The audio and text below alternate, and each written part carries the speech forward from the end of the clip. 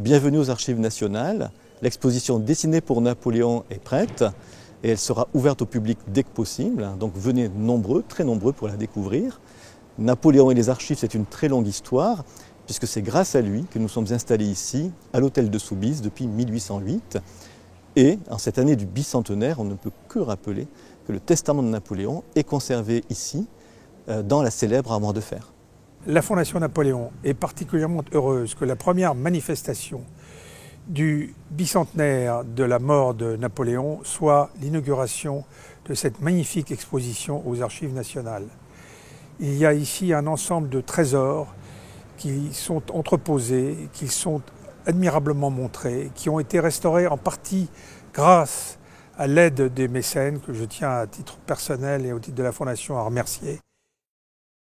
Les dessins et plans qui sont présentés dans cette exposition ont tous fait l'objet d'une restauration menée par les Archives nationales avec le concours de la Fondation Napoléon et de la Maison Chaumet à la suite d'une souscription internationale qui a vu près de 400 donateurs participer à cette opération. L'exposition est accompagnée par un très beau catalogue qui a été édité par Michel Lafon.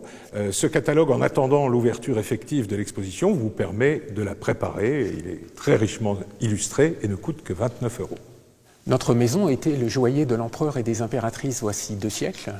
Et la Maison Chaumet s'est toujours attachée à préserver les fonds, partager le patrimoine, restaurer évidemment pour les générations futures ce que nous avons pu produire de plus beau. C'est donc tout naturellement que nous nous sommes associés à ce formidable travail aux Archives nationales grâce à la Fondation Napoléon dans ce travail de restauration de ces centaines de documents. Vraiment, vous allez y découvrir des trésors, des choses inestimables, bien sûr des cartes, mais tout simplement un travail de création, une méticulosité extraordinaire. Et vraiment, c'est un voyage merveilleux, il y a 2 siècles, mais qui nous interroge beaucoup aujourd'hui. Les documents qui sont présentés dans cette exposition sont tous issus du fonds de la Secrétairerie d'État. La Secrétairerie d'État est un ministère qui travaille aux côtés de Napoléon pour lui préparer ses dossiers, préparer ses décisions et puis vérifier ensuite qu'elles ont bien été exécutées.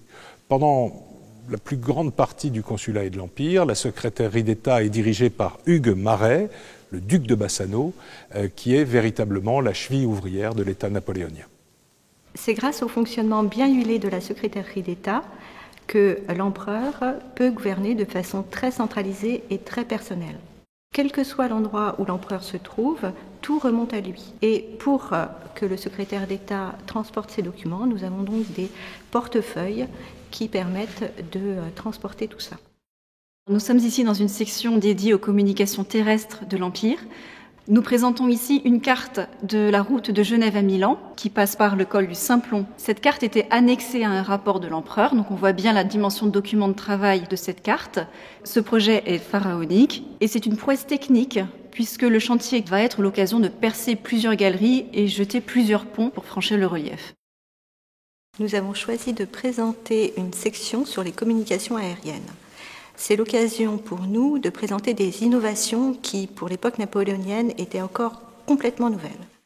Dans les archives de la Secrétairerie d'État, on trouve un aérostat présenté par Jean-Baptiste Meunier de la Place.